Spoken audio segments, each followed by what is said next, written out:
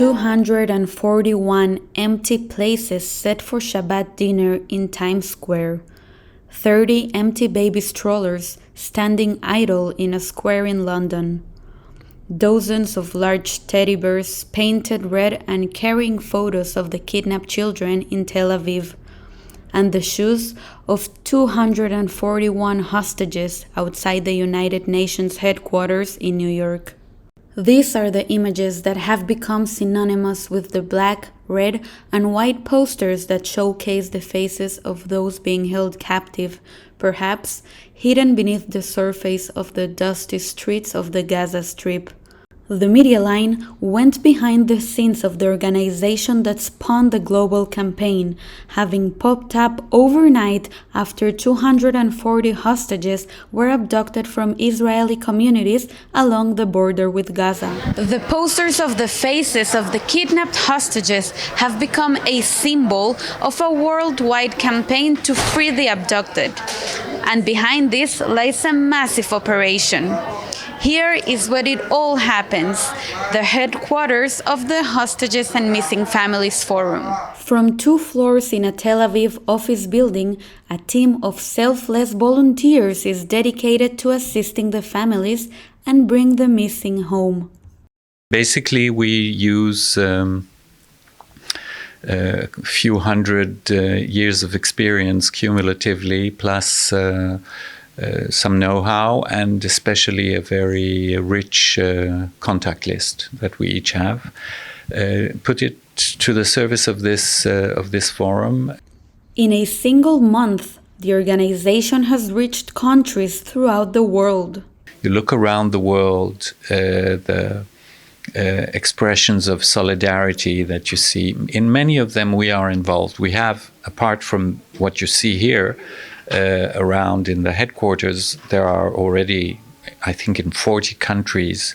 The fact that in Israeli public opinion, as polls show, the number one priority currently is freeing the hostages, is something that I won't take credit for the forum entirely or exclusively, but I do think that we have contributed very much to that. After the terrors of October 7th, Dudi Zalmanovich, a prominent Israeli businessman whose daughter survived the massacre at the Nova Festival and whose nephew was taken captive by Hamas, emptied 2 floors of his office and gave birth to this self-sufficient forum.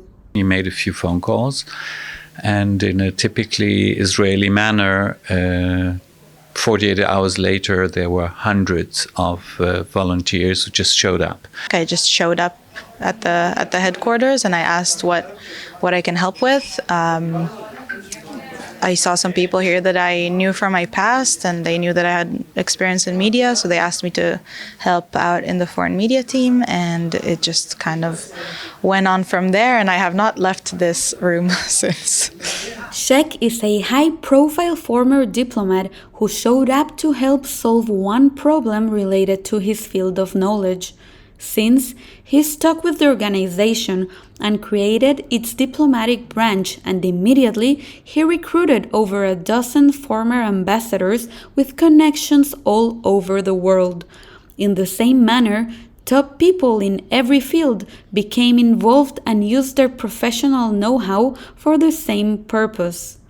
The Hostages and Missing Families Forum has created a number of sectors addressing the many needs that these tortured families are facing. It's a legal department and a medical department and a PR department and media strategies and social workers and just people who are here to support the families. In each of these professional clusters, you have outstanding professionals, really the best. Some of them, like myself, retired or former professionals. In many cases, people who just stopped their career in the middle and devoting themselves completely to this project. I just feel like there's no possibility to go back to normal life. There's nothing else that matters. There's nothing else that I can be spending my time on. Going to work, to my normal day job, feels silly. Meeting friends seems silly. Anything that is not being here and doing everything in my power to bring back the hostages just feels like a waste of my time.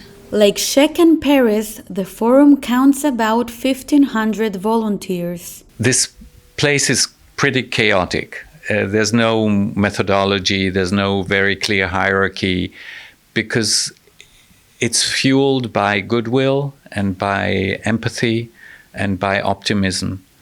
There have been a few very generous people who are supporting us. This whole operation is 100% volunteers. Nobody is paid here. And all the expenses are based on private or corporate donations.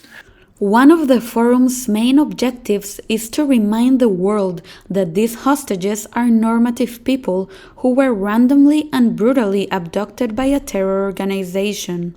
It's important to break them down into 241 individual stories of 241 individuals, human beings ranging from the age of 9 months, actually 10 months already, unfortunately, and 87 years old.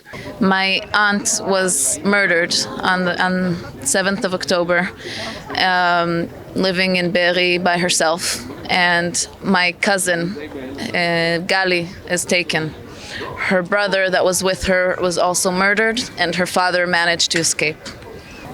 Gali was with her father and with her brother, and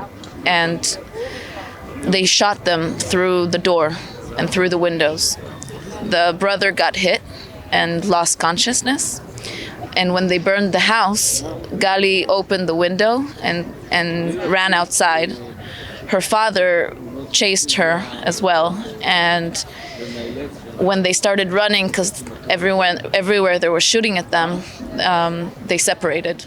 13-year-old Gali, a few days ago, was determined to have been kidnapped. We were waiting for over 3 weeks just to hear that she was not killed.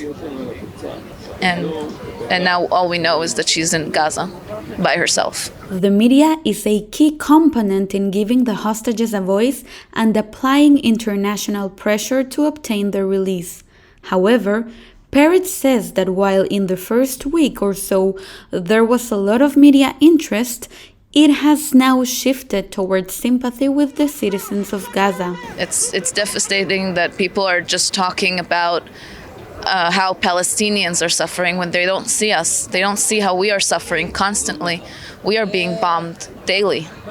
It is not a one-sided war.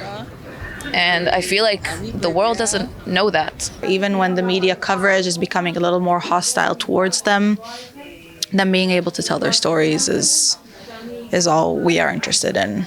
30 children go to sleep every day being held hostage by a terror organization, and it's the responsibility of the media to remind everyone that, to not let anyone forget that. That a little bit scares me, that people will start moving on before they're home. The campaign has become so effective that Hamas sympathizers are actually ripping down the posters of hostages, including women, children, babies, and the elderly who are being held against their will in the Gaza Strip. I'm dismayed to see progressive or so-called progressive voices in Europe and in the US supporting Hamas. It just doesn't compute. It doesn't make sense. I'm a two-state solution person myself, but I very clearly and strongly believe that if you want a better future for the Palestinians, then Hamas is certainly not your ally. Hamas is your enemy. Hamas is not interested in the future of Palestinians. It's interested in the future of radical Islam. That's its agenda. The thousands of volunteers who run this initiative will keep working until the last one of the hostages returns home. The hostages is an ongoing situation, which I hope will not last long. But for the moment, every day you have to count it as a day of captivity of these 241 individuals. From Tel Aviv, this is Debbie Monblad reporting for the Media Line.